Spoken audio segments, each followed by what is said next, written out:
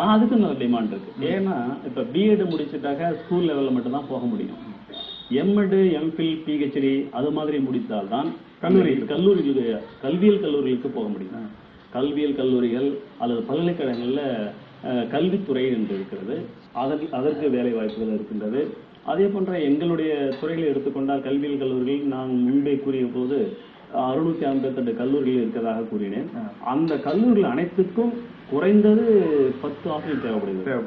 அப்ப 10 ஆசிரியர் தேவைப்படும் பொழுது அவர்களுக்கு இன்னமும் ஆசிரியர் கிடைக்காம ஒரு நிலைதான் இருக்கிறது. ரெக்குவயர்மெண்ட் இருக்கு. ஸோ இந்த 60,000 பேர் 70,000 பேர் வர்றாங்க. நீங்க அவங்க மற்ற துறைக்கும் போயிடுவாங்க இல்லையா? அந்த 60,000 பேர்ல எவ்வளவு பேர் ஆசிரியர்களா உருவாகிறதுன்னு உங்களுக்கு ஏதாவது ஐடியா? அந்த சரியான சர்வே இல்லை. சார், இப்போ ஒரு ஆசிரியர் 25 வருஷம் முன்னாடி படிச்சிருக்காரு. ஆமா. படிச்சுட்டு அவர் வந்துடுறாரு. இப்போ எவ்வளவோ மாறுதல்கள் இருக்கு, சிலபஸ்ல சேஞ்ச் ஆயிருக்கு, கான்செப்ட்ஸ் இப்போ சயின்ஸ் இப்போ ஏதாவது ஒரு எடுத்தா எல்லாமே சேஞ்ச் ஆயிட்டு. இப்போ அவர் அவர் ஏற்கனவே வேலையில் இருக்கிறவர். நீங்க சொல்றது இப்போ படிச்சுட்டு வர்றவங்கள ஏற்கனவே வேலையில் இருக்கிறவங்களுக்கு அதை மாதிரி அந்த புது கான்செப்ட்ஸை அவங்க கத்துக்கிறதுக்கு ஏதேனும் வழி உங்கள் பல்கலைக்கழகம் செய்கிறதா?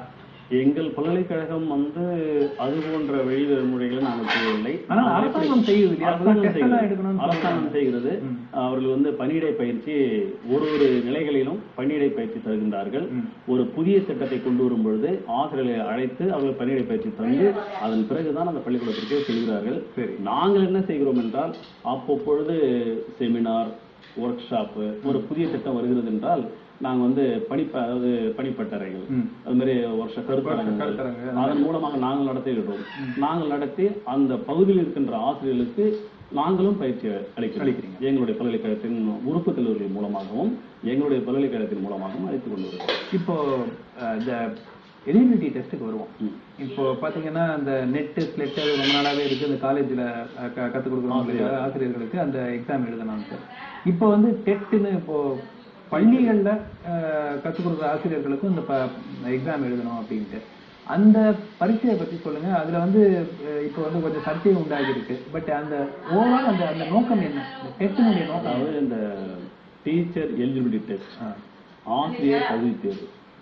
அந்த ஆசிரியர் தகுதி தேர்வுடைய முக்கிய நோக்கமே அது இந்திய அரசாங்கமும் சரி தமிழக அரசாங்கமும் சரி ஒரு தகுதியான ஒரு ஆசிரியரை பணிக்கு அமர்த்த வேண்டும். இங்க மாண்பு முதல்வர் புரட்சி தலைவர் அம்மா அவர்கள் 2023 ஒரு விஷனை கொண்டு வந்திருக்காங்க. அதுல சொல்லும்பொழுது என்ன சொல்லுகிறார்கள் என்றால், the talented youth should be utilized for teaching profession.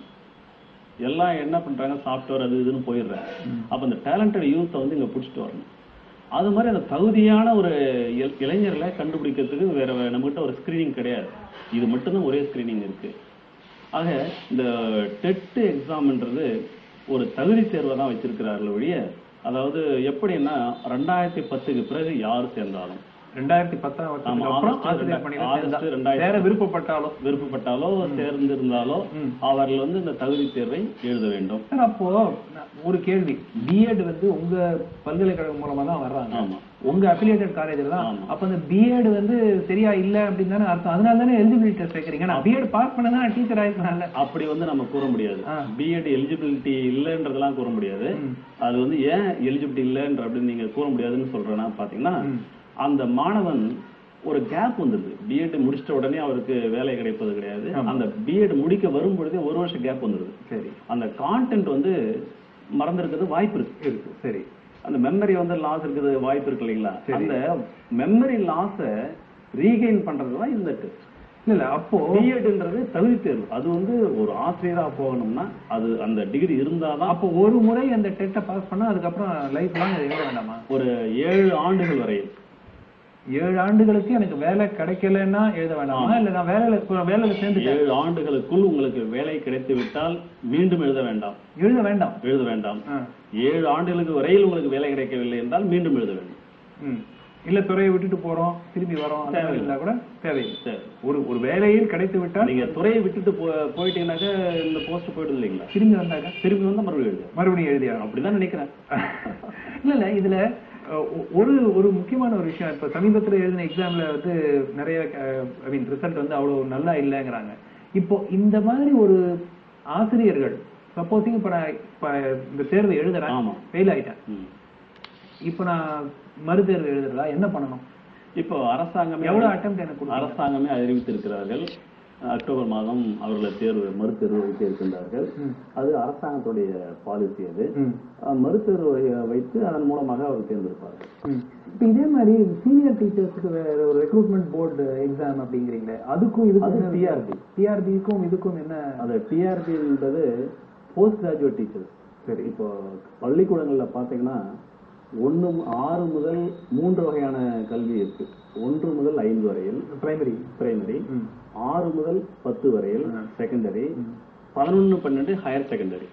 இந்த ஹையர் செகண்டரிக்கு நீங்க ஆசிரியரா போகணும்னா டெட் எக்ஸாம் எழுத வேண்டாம். அதுக்கு வந்து TRP exam, teacher recruitment board, அவங்க ஒரு எக்ஸாம் வைக்கிறாங்க. அதில் நீங்க பாஸ் பண்ணிட்டாலே நீங்க நேரடியா வேலைக்கு சென்று விடலாம், வேலைக்கு போகலாம். சார், இப்போ இது நீங்க சொல்ற விஷயங்கள் எல்லாம் அரசு பள்ளிகளுக்கு ஆசிரியரா போறதுக்கு பொருந்துமா, இல்ல தனியார் பள்ளிகளுக்கும்? இப்ப தனியார் பள்ளி இப்போ பெரும்பாலும் பாத்தீங்கன்னா வசதி படைத்த மக்கள் வந்து முதல்ல தனியார் பள்ளி தான் விரும்புறாங்க. அது விரும்பணுமா வேணாமாங்கிறது அது ஒரு தனி விவாதம். ஆனால் இன்னைக்கு இருக்கிற நிலைமை அதுதான். இப்போ இந்த ரூல்ஸ் எல்லாமே நீங்க சொல்ற அனைத்து விதிமுறைகளும் அரசு பள்ளிகளுக்கு மட்டுமா, தனியார் பள்ளிகளுக்கும் சேரும்? அதாவது பொருந்துமா? அவங்க அரசாங்கம் சொல்லுகின்றது என்னவென்றால், அரசு பள்ளி தனியார் பள்ளி தான் பிரித்து பேசல. ஒரு ஆசிரியராக இருக்கிறது தகுதி மட்டும் தான் சொல்லியிருக்கிறாங்க. இப்போ உதாரணத்துக்கு இப்போ காலேஜ்ல கிளீனா சொல்றாங்க, பிரைவேட் காலேஜ் நீங்க வச்சிருந்தா கூட நெட் ஸ்லெட் இல்லாத டீச்சர்லன்னா உங்களுக்கு அப்ளிகேஷன் கிடையாது. ஆமா, அந்த கோர்ஸுக்கு உங்களுக்கு ஃபர்ஸ்ட் கேக்குறாங்க, அவங்களுடைய குவாலிஃபிகேஷன் கேக்குறாங்க, அதுல நெட் ஸ்லெட் பாஸ் பண்ணிருக்காங்களான்னு பாக்குறாங்க. பாஸ் பண்ணலன்னா அதுக்கு வந்து அந்த அங்கீகாரமே உங்களுக்கு அந்த கோர்ஸ் நடத்த முடியாது. அந்த மாதிரி பள்ளிகளுக்கு பண்ணிருக்காங்களா? இதுவரையில் எனக்கு சரியாக தெரியவில்லை. காரணம், அவர் வந்து இது முதல் முயற்சி. இது இப்பதான் முதல் முயற்சி. இதன் பிறகு அரசாங்கம் என்ன நடவடிக்கை எடுக்க போகுது என்பதை நம்ம பொறுத்திருந்து தான் பார்க்கணும். சார், இன்னொரு அடுத்த டாபிக், இது வந்து ஆசிரியர்கள் நம்ம பார்த்தோம்னா ஸ்டூடெண்ட்ஸே வந்து இப்போ நிறைய எஸ்பெஷலி ஒரு சின்ன சின்ன ஊர்லயும் கிராமங்கள்லயும் பாக்குறாங்கன்னா ஆசிரியர்கள் சரியா வரதில்லை, அந்த அளவு அதிகமா கிளாஸஸ் எடுக்கிறது இல்லை. இப்போ நான் ஏன் இது பல்கலைக்கழகம் மூலமா ஏன் கேட்கறேன்னா, நீங்க ரிசர்ச் வந்து ஒரு முக்கியமான ஒரு அங்க உங்களுடைய ஆக்டிவிட்டிஸ்ல அது ஒரு முக்கியமான பார்ட். ஸோ ஆசிரியர்கள் எவ்வாறு பயிற்சி அளித்துக் கொண்டிருக்கிறார்கள் அப்படின்னு ஏதாவது ஸ்டடி பண்றது, அதெல்லாம் வந்து உங்களுடைய நோக்கம் அந்த மாதிரி ஏதாவது இருக்கா? அதாவது பண்ணிட்டு இருக்கோம். நீங்க சொல்ற அனைத்தையும் நாங்கள், அதாவது எங்களுடைய பல்கலைக்கழகம் 3 விதமான ஆராய்ச்சி செய்து கொண்டிருக்கு. கற்றல் கற்பித்தல் அந்த 2ஐ தாண்டி மற்றொன்று என்னவென்றால், இந்த ஆக்டிவிட்டி, என்னென்ன ஆக்டிவிட்டிஸ் எஜுகேஷன் ப்ரோக்ராம்ஸ் இருக்குது, அது எந்த அளவுக்கு திறமையாக செயல்படுகிறது, அதையும் நாங்கள் செய்கின்றோம். ஒரு ப்ரோக்ராமை இன்ட்ரடியூஸ் பண்ணும் பொழுது அந்த ப்ரோக்ராம் கவர்மெண்ட் இன்ட்ரடியூஸ் பண்றாங்க, அந்த ப்ரோக்ராம் எந்த அளவுக்கு சக்சஸா இருக்கிறது, என்னென்ன டிராபேக்ஸ் இருக்கு, அதையும் நாங்கள் ஆராய்ச்சி செய்கின்றோம். கற்றல் கற்றலில் என்னென்ன குறைபாடுகள் இருக்கிறது, கற்பித்தல் என்னென்ன குறைபாடுகள், அதாவது கற்பித்தல் குறைபாடுகள் இருக்கும் பொழுது கண்டிப்பாக கற்றலில் குறைபாடு இருக்கும். அந்த கற்றல் குறைபாடு என்னென்னலாம் ரீசனாக இருக்கும். கற்றல்ல ஒரு மாணவன் கற்றலில் வந்து பின்தங்குகின்றான்